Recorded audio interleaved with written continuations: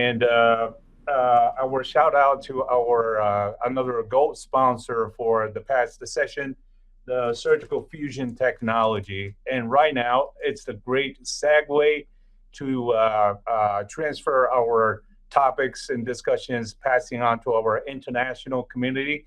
And we have our group from Beijing, Dr. Du from Beijing, and he is the senior consultant, associate professor. He had a fellowship of Royal College of Surgeons of Edinburgh and fellowship of Hong Kong College of Surgeons.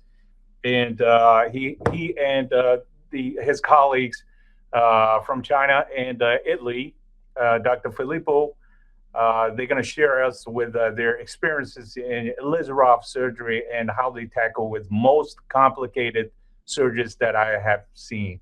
So, Dr. Du, it's your turn, and to take the lead, please. Can you hear me?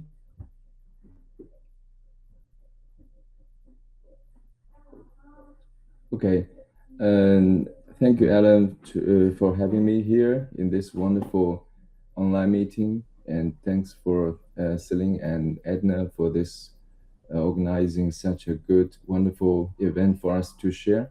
And I'm Dr. Hui Du from China and moderator of this panel.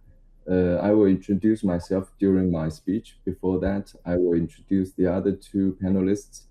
The first is Yue-Liang Zhu, coming from Zhejiang University Second Hospital, one of the top hospitals in China, located in Hangzhou, the most beautiful city in China. And Dr. Zhu is one of the top the lead surgeons in the limb reconstruction in China. Is very experienced in the Ilizarov technique and also difficult wound and limb reconstruction problems. And Dr. Zhu and I and Dr. Pan Qi, who is missing today, and also the other friend, Dr. Chen, we four translate the book of Ilizarov and the osteosynthesis into Chinese version in China, so that we help to broadcast the Ilizarov technique in China. And the second panelist is Dr. Filippo, and who is very experienced in the Ilizarov technique, who is working together with the famous surgeon, the Alexander Kirienko, who write the book, is the Bible book for us foot and ankle surgeon who doing the limb reconstruction, and he will share his experience about the foot and ankle limb reconstruction today. And first of all, I will do my slides here.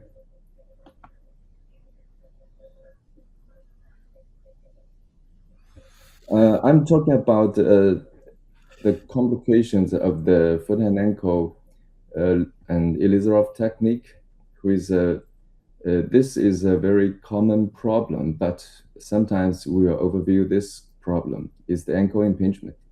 I have nothing to disclose. I'm coming from Beijing Jishuidan Hospital. This hospital is a National Center for Orthopedics in China. We have more than 200 orthopedic surgeons in 10 departments. And this is our department, foot and ankle surgery. We are the biggest center for the ankle arthritis in China. This is the founder and past chief, and this is me. I'm now serving as the chief of our department. I'm very interested in the limb reconstruction, and especially in the hexapod frames. My personal experience about the hexapod frames is that more than 1,000 sets. After doing many cases of the equinus deformity correction using the Ilizarov technique, I'm still asking myself whether we are satisfied with the Ilizarov technique during the equinus correction. And most of the time when the patient come back for the follow-up, they were said they are very satisfied, but they always said a but. they can feel some pain in the anterior side of the ankle. Not so bad, but usually, especially when they start walking, they will feel that. So, can we do better? Is that the a barrier for to keep us from doing a perfect equinus correction? So let's see two cases. One is the young patients with the tiptoe gating for nearly 20 years, suffering from extensive burn scar. How can we treat this situation? All the parameters of the sagittal plane deformities extremely abnormal, and we have some skin and soft tissue problems if we want to do it correct acutely. So we have to move a lot of bone stock to correct the deformity. At last, if we do it acutely, we cannot close the wound anteriorly.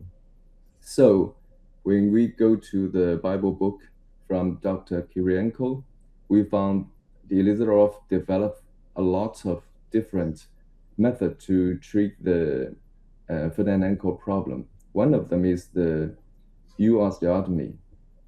And we try to use this kind of technique to take down the foot into a plantigrade foot using the hexapod frames. That is the idea, to put the foot perpendicular to the tibia. So it's a similar theory of the Lambert-Nudian arthrodesis. We remain the talar body in the same position, but we move the other part of the foot into the plantigrade. But actually, when the patient can walk using a plantigrade foot, you can still find some impingement in the anterior side. That is the gait of this patient. We published this case series in Foot and Ankle International 3 years ago. Although the patients are quite satisfied with the results, but we think we can do better because some of them will experience mild pain when they start to walk. The second case is very severe equino cavus foot. This patient also has very extreme equinus deformity, and all the parameters are abnormal. We treat this with the mitral configuration of the talar spatial frame, and at last, the patient has a plantigrade foot.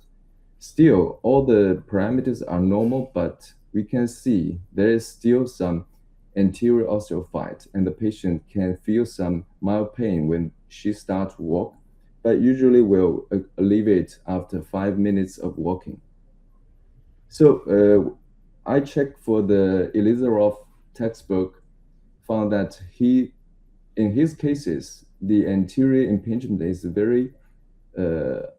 is not common, but we can still find some patients with this kind of anterior impingement. So I think this is a minor complication, but we can still do better if we want to make this a perfect surgery. So in some scenario, maybe we can have a very worst scenario. For example, if a old patient with the poliomyelitis, if she has a painless big equinus without varus since a young child, if she has weak quads with knee flexion contracture without hand-knee gait, and she has a compensated big leg length discrepancy, if we treat the equinus without doing any surgical plan, we can end up with a painful plantigrade foot plus uncompensated big leg length discrepancy plus hand-knee gait. That is a very worst scenario. Sometimes we can encounter this kind of situation from time to time. So what's the reasons and how to avoid that? I think the first one is we need to check the deformity locations. For the sagittal plane, we can find many places to have the equinus deformity. The first is the bone part, the distal tibia. The second is the tibial talar joint. The third is the talar itself. The fourth is the remaining part of the foot. For example, we can measure the distal tibia using the TLS ADTA and the lateral tibial talar angle for the tibial talar joint, and the lateral mirror angle for the remaining forefoot compared to the talus, and also the lateral talar calcaneal angle for the calcaneal compared to the talus, and also the hips angle for the remaining part of the foot. For example, if we have a distal tibial problem, sometimes we can have this kind of equinus deformity. It's very difficult to treat. We can use the supramalleolar osteotomy together with the tendon Achilles lengthening. And sometimes we can have the pure tibial talar joint flexion contracture. We can use the Ilizarov technique to distract it. And also we can have, together with the midfoot cavus, and that if it is very severe, we can use the mitral TSF. In some trauma cases, we can have the malunited calcaneus. And this time, the patient can have functional equinus, and the patient will have compensated over elevation of the talar body. And that in that situation, we can treat with the distraction orthodesis of the subtalar joint, or we can use the butt talar spatial frame to correct the tibial tuberosity to this good position. So we can check these kind of cases. Look like very easy case, but there's some pitfalls here. For example, this is a young gentleman. We can check. This is maybe looks like a common equinus deformity. We can treat it with the Ilizarov technique very easily. But when we check the X-ray carefully, you can find that this is the shape of the talus. If we only correct the tibial talar joint using the Ilizarov technique, very easily we can have the anterior impingement problem, because compared to the other side, the talus is not in a good shape. We check for all the parameters that there is bony deformity in the distal tibia for around 14 degrees. We have tibial talar deformities, and also we have the mirror angle more than 30 degrees have midfoot cavus. So I'm not hesitate to do a closing wedge osteotomy because the patient has a long leg in this side, and we correct the TLS into the 29 degrees, and also we correct the midfoot cavus. At last, we use the frames to correct the tibial talar equinus deformity. Unfortunately, the patient has a gap during the distraction. So I revise this into the correct tibial talar angle, and at last the patients will have normal TLS, normal foot, and a normal tibial talar joint. The second also looks like a very simple case with the equinus deformity, but we can find that in the anterior part, this talus we cannot do any further correction into the extension direction because the shape is not so good for the talar body. So we check for the deformity locations. There is 14 degrees of the distal tibia deformity, but the TTA looks quite normal, and so there is an increased mirror angle. So we correct the supramalleolar osteotomy to decrease the TLS, and I'll do a midfoot osteotomy to decrease the mirror angle. And at last, the patient has a planted gray foot without any change of the tibial talar joint, only two bony corrections. So for the second part, we can have anterior subluxation during the correction of the equinus. And in this situation, we need to put the hinge in the very accurate position. Otherwise, we will have some problem, especially if we put the hinge posteriorly or superiorly. And also the direction of the push is very important. Sometimes when you should put the direction into this side. And there is a literature from my good friend Bai Longbing who talk about when we use the Ilizarov technique, if we have anterior subluxation, we can use the telescopic strut to push the foot posteriorly to correct the anterior dislocation. For example, this is the case who suffered from the anterior subluxation, and he used the telescope technique to put the foot back to the normal position. In this situation, sometimes if we have the anterior subluxation, there will be some jamming of the cartilage in the anterior side of the talus, and that will lead to maybe later anterior osteophyte formation and also the impingement. And to eliminate that, there's Japanese authors to use this kind of unconstrained Ilizarov frame system. That in that situation, usually the foot will go to the good position according to its soft tissue constraints. And my favorite technique is using the hexapod because that can very accurately to use the virtual hinge to avoid the anterior subluxation. And also when during the follow-up, if you find any anterior subluxation, you can correct it very easily. And the third part is sometimes you can have mismatched ankle models. For the long-term equinus deformity, we can have this problem. When we correct the deformity, we can have mismatched ankle models. Just like this video, and if we put the talus in the good into the corrected position, the talus is much more wider than the ankle mortise. So that will have the mismatched ankle mortise when we apply the correction. So that will end up with a very painful ankle. So for the patients who develop the ankle equinus deformity before 7 to 8 years old, we should be very careful to put them back simply using the Ilizarov technique. And also we can have the sagittal mismatch. For example, this patient, there's an obvious step off before the anterior part of the talar body. If we correct this deformity only using the simple distraction, it will end up with the mismatched ankle mortise also.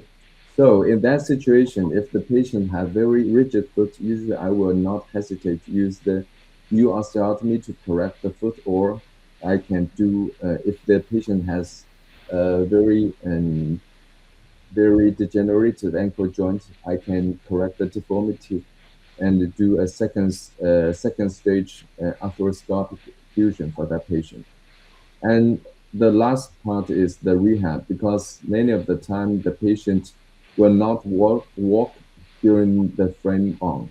And for the mitral configuration, it's very difficult for the patient to walk. So nowadays, I try to use the ankle configuration on the right side to allow the patient to walk during the treatment, so that the patient will not have very severe osteoporosis, so that it will end up with a very flattened joint surface after the operation. And also, all the patients with the equinus deformity, I will ask them to put the night splints for at least half a year. If they can tolerate that, I will ask them to put them during their sleep for a long time, so that they will not have the recurrence of the equinus deformity. Because if there is mild recurrence of the equinus deformity, there will be much more stress in the anterior side of the ankle joint, and that can lead to the start pain of the patient. So altogether, we should find the four factors to alleviate this complication of the Ilizarov technique. First is that we should find the real deformity location. It could be the distal tibia, could be the tibial-talar joint, also can be the calcaneus or the midfoot, so that we can treat the deformity accordingly. The second, you can use the correct tool to avoid the anterior subluxation of the patient. And also, we should judge the ankle modis size. Nowadays, we have 3D printing technique. We can check whether the talus is fit with the ankle modis. And last, don't forget to do a good rehab to avoid the osteoporosis, avoid the recurrence of the foot. So thank you. That is my talk today. Now I hand the talk over to Dr. Zhu. Okay.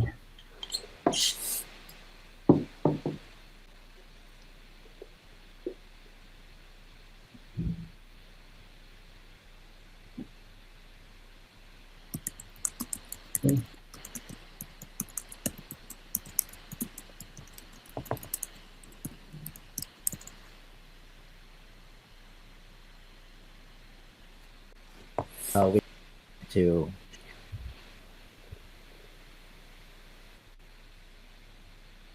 yeah, I have maybe a problem of sharing. It's just sorry, I'm trying to. You cannot share in the.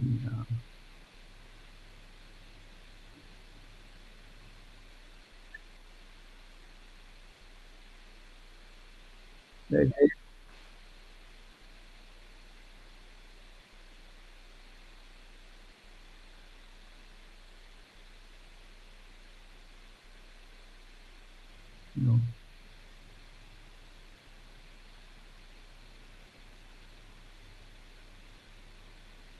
Can you see me? My PowerPoint? See your slide. Oh, it's okay. Okay. You see my PPT, or can you hear me? Yes, clearly. Okay. Hi guys. Thank you for having me. It's the very first time I joined such the meetings, where I'm a little bit difficult to using this software. Sorry. So today my topic is maximal reconstruction of the foot and ankle. I have honor to share 3 cases. I think it's very inspiring and difficult. So here, this is Hangzhou. This is Westerly. Welcome. If in the future you have opportunities, welcome to Hangzhou. And this is my ultimate pursuit is by every possible means, whatever cost, to save our foot and leg. I will show you how. This first case, you can see it's easy for do the flap transfer, but still very difficult to do the calcaneus reconstruction. We have 2 traditional ways. One is to using microsurgical techniques. For example, for this is very traditional Chinese technique. As you see, we do the flap surgery. We banded 2 fibulas together and using the fibular flap together to reconstruct this defected calcaneus, and with relatively accepted function. But the patient will have the problem of ulcers, pressure sores, ulcers, and pain. And this is a traditional Ilizarov technique. You can see this, we're using a distal tibia to reconstruct, but this I think is very difficult. When we read this book, you can see maybe the 2 terms, 2 long time, 1 year, maybe 2 years reconstruction for such defective calcaneus. And this is my case, and I like to change our methods. Just using this is midfoot, this is forefoot. Just pull midfoot and forefoot upwards, and here we do the lengthening. Okay, this is lengthening here, and you just put the foot upwards. And here I'll also do the skin stretch here. We can this key-wise do skin stretch to lessen the wound. So this is almost finished. And then we reconstruct this calcaneus, but there are still wounds here. We do a very simple, small flap. Then we finish this. Here I can see. Your slide is plain, I think. There's the foot. This I would explain this. The residue calcaneus become the final calcaneus. This is dislocated but filled mid and anterior foot.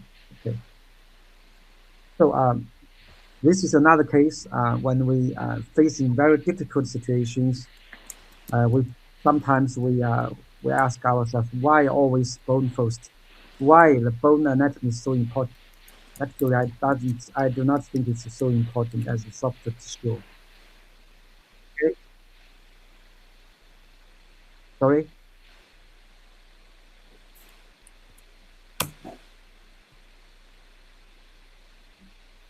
I think your screen is still on the first slide. They're not changing. Skin disappeared?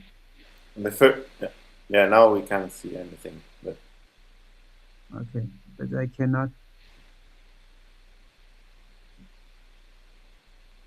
see that. Can you see the screen? no. Yeah. Okay. Okay. Okay. This is the second case.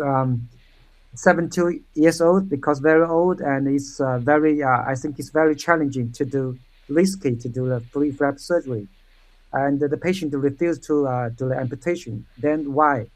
So I think it over and over. Then finally, I decided a very special technique, strategy.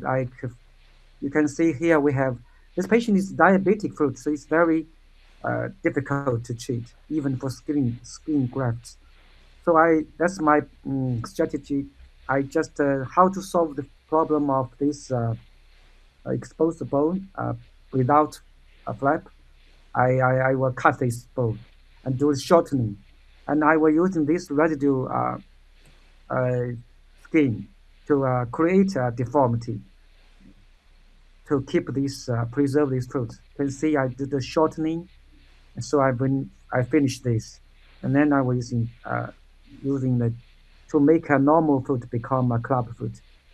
So this you can see I just using this to the foot bearing, because this patient is a peasant. So I think this will solve his problem, his requirement. And this is after 2 or 3 months is just changed. You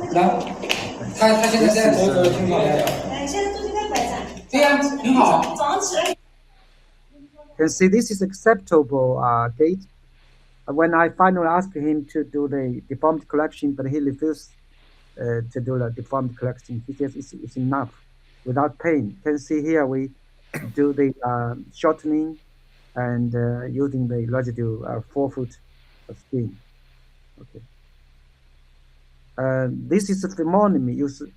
When you're using Ilizarov technique, you have to remember there is always regeneration. You can see here we do this skin is just regenerated. We do not do the skin graft.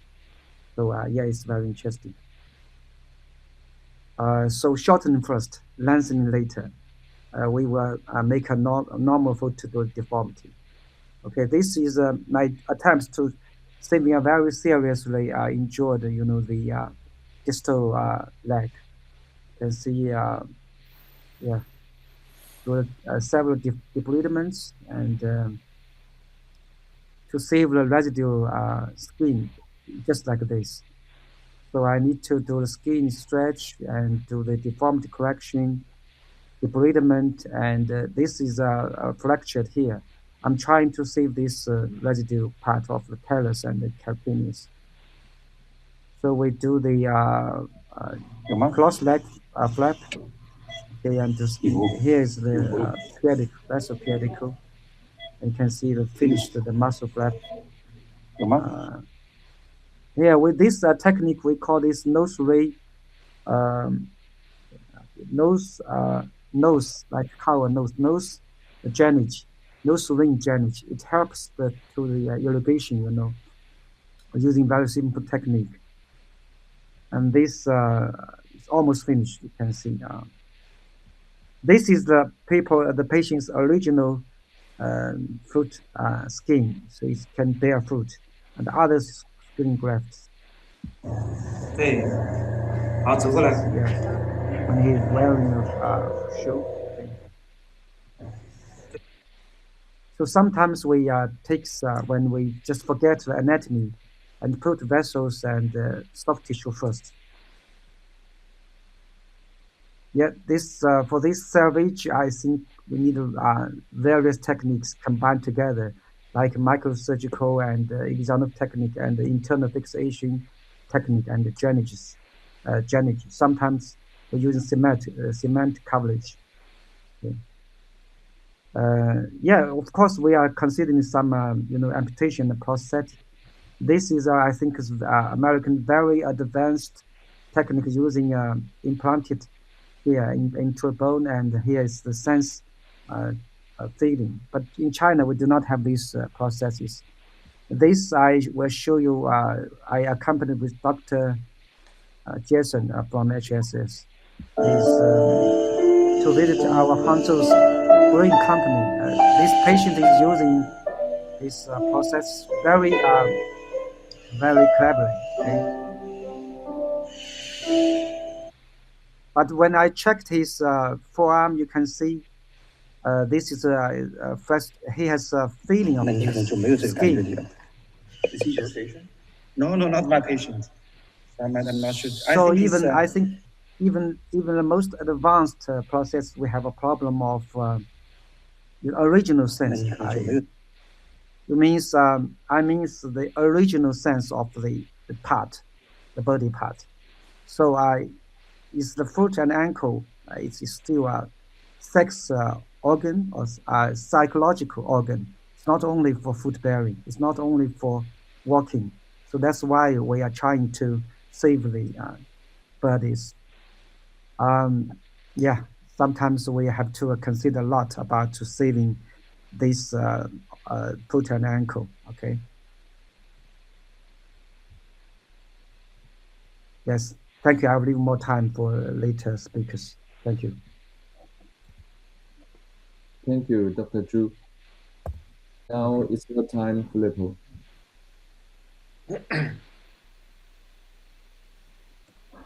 Hello, everybody. I'm really grateful for to take part to this meeting. Let me present our team. I'm part of Dr. Kirienko's Milanese team. So this is our CD. You're welcome to come see us. This is Dr. Kirienko, Dr. Malagoli, and me. We work in Humanitas Research Hospital, performing 150 frames per year, and around 30% of these frames are foot and ankle frames. So let's talk about complications in Ilizarov foot and ankle surgery. We can classify complications according to the period they arise during correction period, during fixation, and after frame removal, or classifying them according to the mechanism, so mechanical complications and biological complications. So let's see what happens during distraction period. We can have mechanical complication, biological complication. So first of all, as Harvey was saying, we have to identify the position of the deformity. For example, let's see this valgus ankle. The frame has been built with a hinge that is positioned like one whole male post over the distal ring. So let's see what happened during correction. Okay, so now this is during correction. The distal tibia's articular surface seems to be still valgus, so we keep on correcting the deformity, and we end up having a medial translation of the ankle of the foot, and this is why our deformity was not at the level of the hinge. So the deformity is here, is distal to the joint, and our hinge has to be distal to the distal ring, and this would be correct with the correct position of the hinge. How the correction would look like. So let's see a clinical case. This is a case of a valgus deformity of the distal tibia for lateral epiphysiotasis. So we build our frame with a very distal hinge, distal to the distal ring, and we use these oblique rods in order to avoid bending of the rods, because every time we have such distal hinges, there's a risk of the rod bending during correction. We can see that the rods remain straight thanks to this system, and we have a nice correction without any secondary translation of the distal fragment. This is the apparatus for this case. Then this is the final result. What happens if we cannot identify the correct location of the deformity? For example, we can see this is a case of an equinus foot. If we miss the diagnosis and we try to correct an equinus foot by a supramalleolar osteotomy, we will end up two deformities. We end up our equinus foot and a recurvatum deformity of the distal tibia and an anterior translation of the whole foot. What happens if we try to correct, for example, a cavus deformity by a supramalleolar osteotomy? Same way, we'll end up with two deformities and an anterior tibiotalar impingement, so it will not be comfortable for the patient. Or in the correction of an equinus foot, if the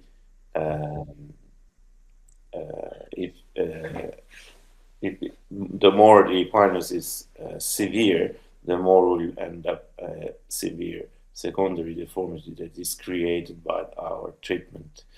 This is, for example, a calcaneus varus, so the deformity is on the foot, but if we miss deformity location and we try to correct it by a supramalleolar osteotomy, we'll end up a valgus ankle and a varus calcaneus, and two deformities instead of correcting one. What about anterior subluxation of the ankle? Harvey already talked about it. We're still using traditionally Ilizarov to correct ankle equinus, and we use a couple of tips and tricks to avoid subluxation, anterior subluxation of the joint.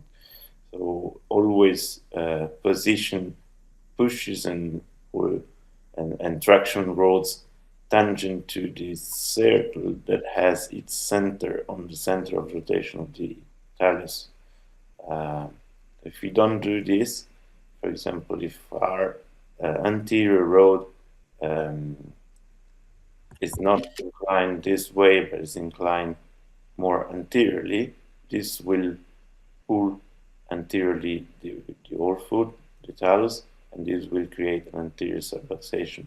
And same way is our posterior rod is pushing this way instead of following the tangent line to the circle that has its center in the center of rotation of the talus. This will create an anterior push, this arrow, and this will create an anterior subluxation. We follow this simple rule. We can avoid anterior subluxation during equinus correction. Let's see a case of an 18 years old guy with an equinus foot following a lesion of the common peroneal nerve, having this ulcer on at the level of the fifth metatarsal, the plantar aspect of the foot. We built our frame with traction rods and posterior rods that are correctly following these lines, so always tangent to the circle that has its center on the center of the rotation of the talus. So we manage this during correction, and this is at the end of correction, no subluxation at all. Okay, and this is at the end of the correction with slightly overcorrected equinus and the ulcer healed.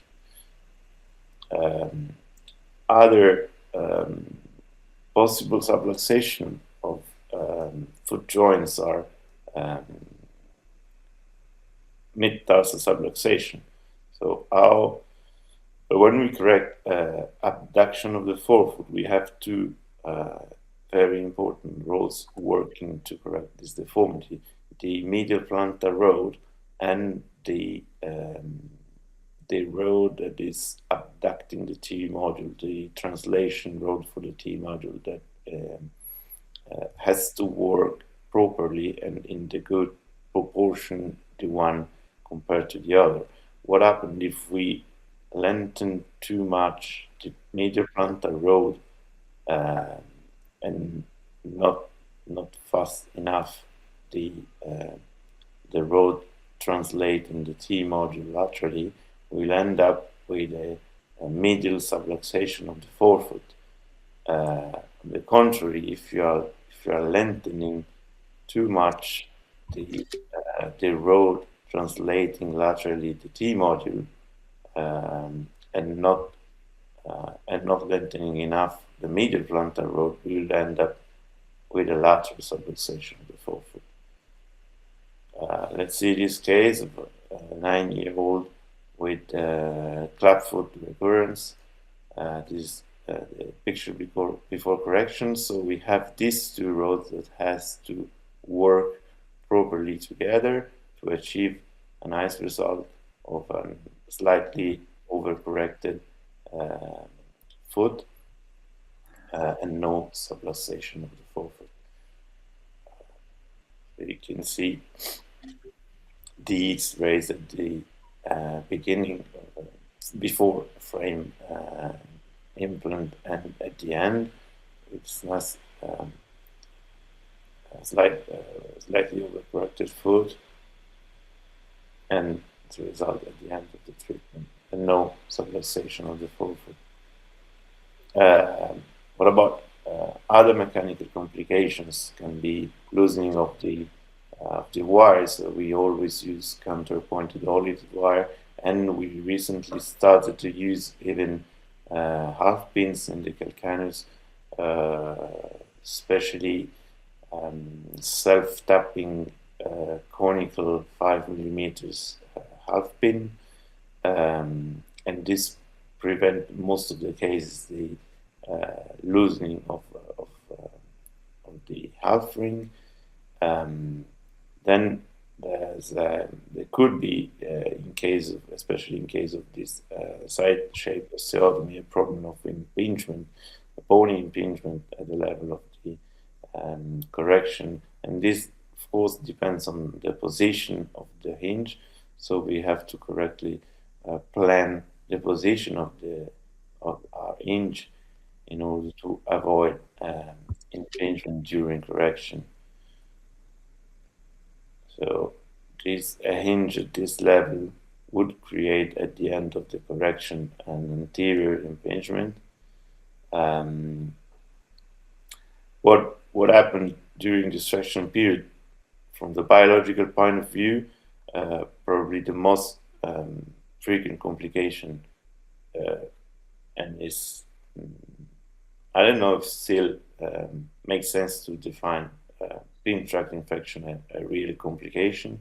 Is a bit part of this treatment, but it has, of course, to be treated, but maybe not reported in all papers as it was complication. Early consolidation of the osteotomy. This is a big problem. This is a case of a equinus foot in trauma sequela after pulse of the deep peroneal nerve. We used a Y osteotomy to correct this foot. The Y osteotomy has the advantage to correct severe deformity without creating lengthening, without lengthening the foot. And this is the result at the end of the treatment. What about toes contraction and subluxation can happen.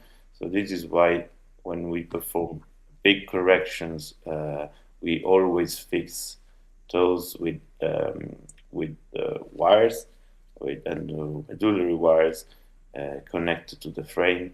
It makes a very stable system, preventing this type of complications.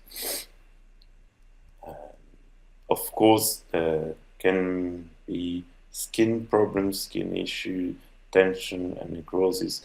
So we really care during wire insertion to not create, and even maybe to prevent tension, gaining a little bit of pre-tension of the skin in order to prevent the tension during correction.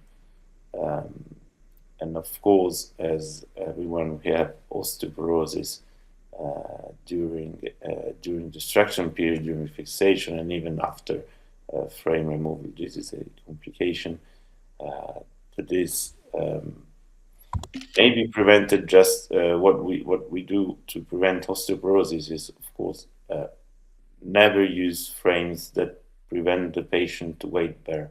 This is why we don't use hexapod frame for foot and ankle, because we prefer to have a traditional Ilizarov frame that always leave the plantar aspect of the foot free to be dressed with a shoes, and the patient is always able to weight bear, unless it has such a bad deformity that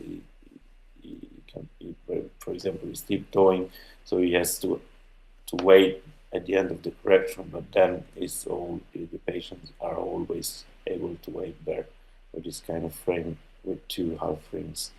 Then during fixation, when the patient is a little bit more confident with his frame, he start weight bearing more. What usually happens is a stress breakage of the wires. It usually happens at the level of the slotted bolt, and we can connect again the wire to the frame using a short plate and a new slotted bolt to connect the wire again to the frame. Mobilization of the loosening of the wires, of course, can happen even during fixation, and especially during fixation if the patient is working more, and this is what can happen when wires have a severe loosening. Then osteoporosis, and we have already said that full weight bearing is the best treatment and best prevention for these kind of complications. And of course, recurrence of deformity. This is why we always use brace or casts after frame removal for at least 1 month. So what our conclusion is that mechanical complication in Ilizarov foot correction can be avoided by determining correctly the deformities and the axis of rotation of the bone fragments involved in the deformities, and positioning the hinges in the correct way. And biological complications, they often are related to mechanical errors or mechanical issues. I really thank you. I'm really excited to be part of this meeting, and I invite you to join us to the 2030 World Congress of the Azami and ILO.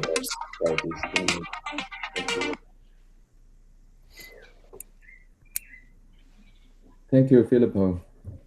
Wonderful speech. Can I, now we have around 9 minutes to discuss. Can I ask you a question? Because during my practice, I've been doing the deformity correction for around 14 years. And at the first, I will start to do both the long bone deformity correction and also the foot and ankle. But at last, now I'm devoting in the foot and ankle deformity correction mainly because I think it's more challenging.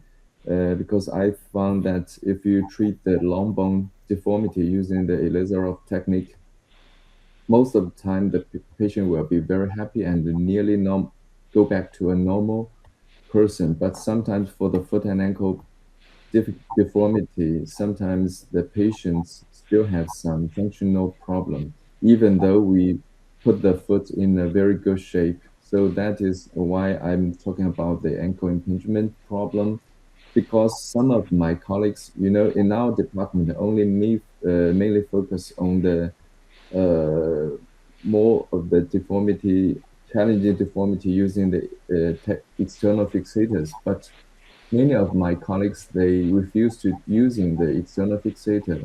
One of them are always talking about during his early experience, he found some ankle pain after the deformity correction or reconstruction cases in the foot and ankle. So actually, I will find many of my patients, if they have severe deformity, we treat after the treatment. The patient, although they are very happy, but many of them are complaining of the ankle pain after the long time treatment.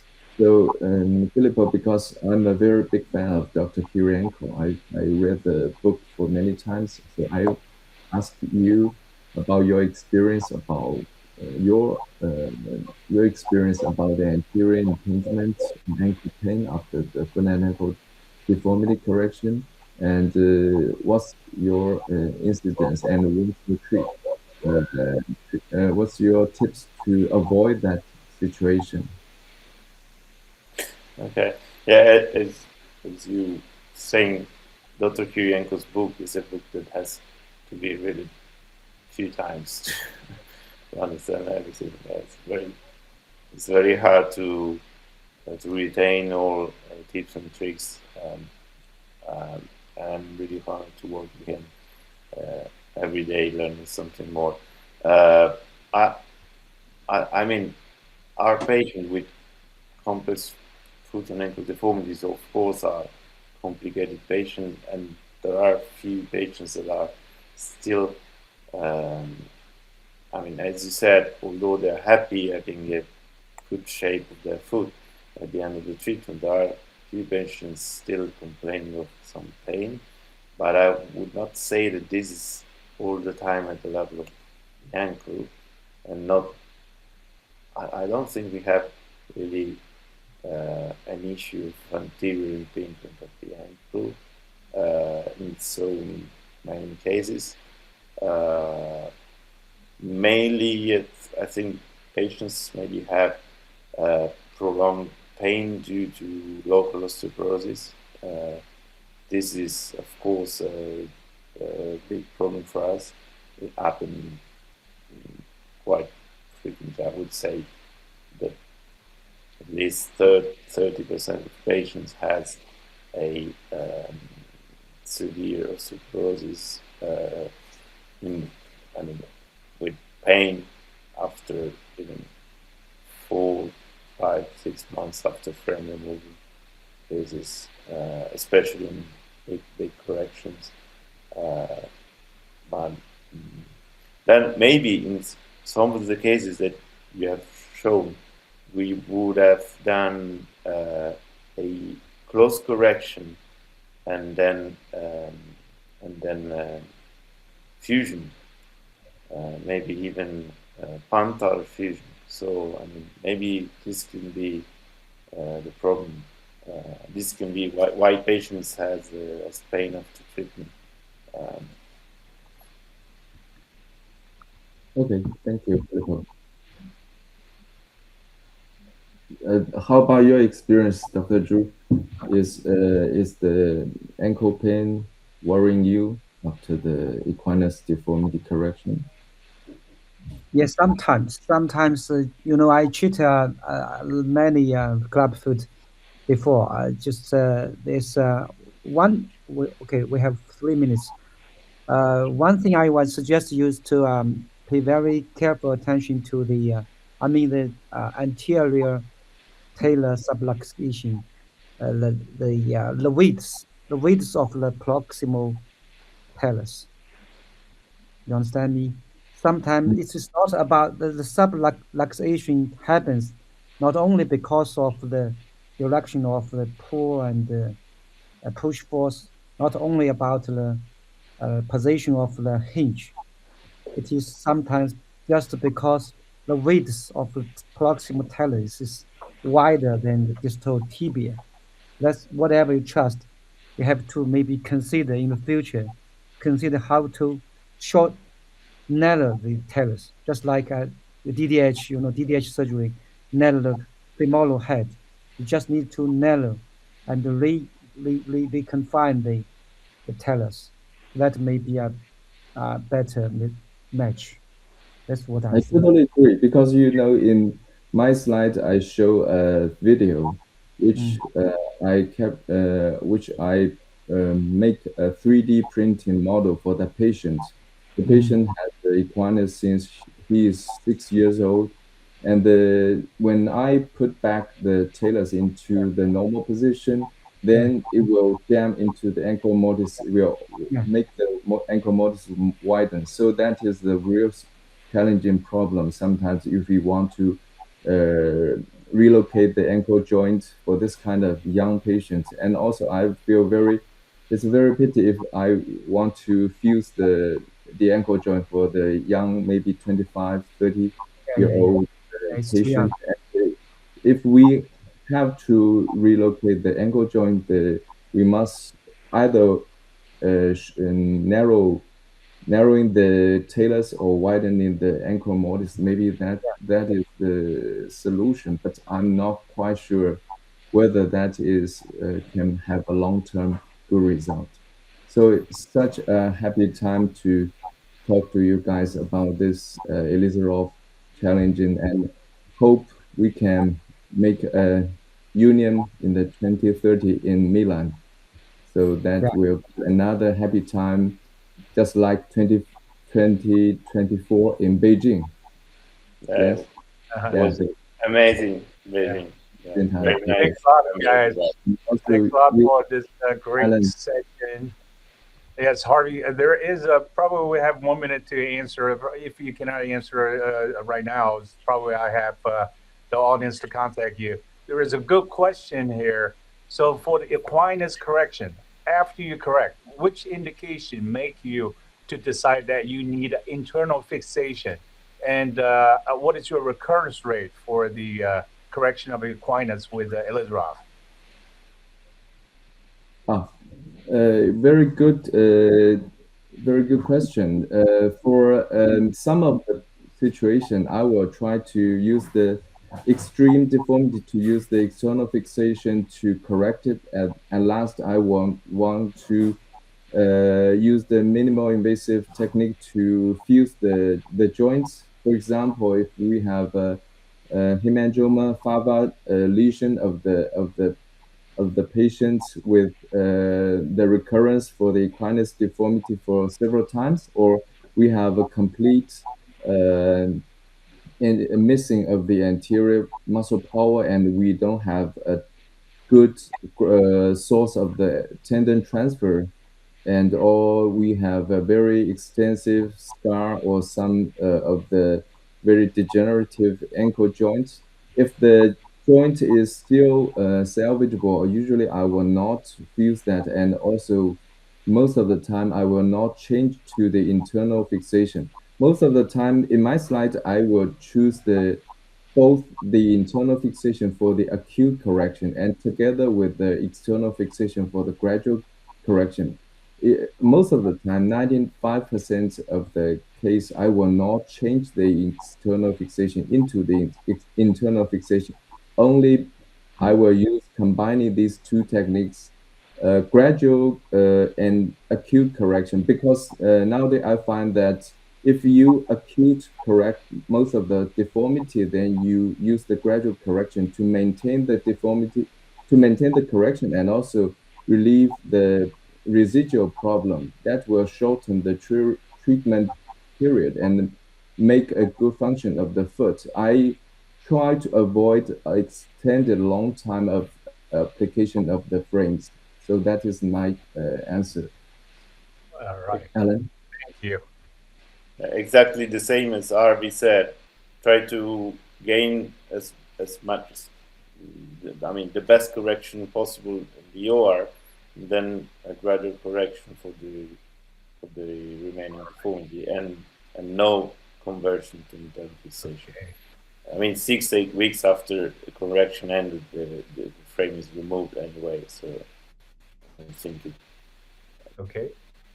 Thanks a lot, guys. Really appreciate you sharing your valuable experiences with us. And I think that's the end of our first session of a regional session here. And I leave it to Dr. Puri to take over for another session there. And thanks again for joining us.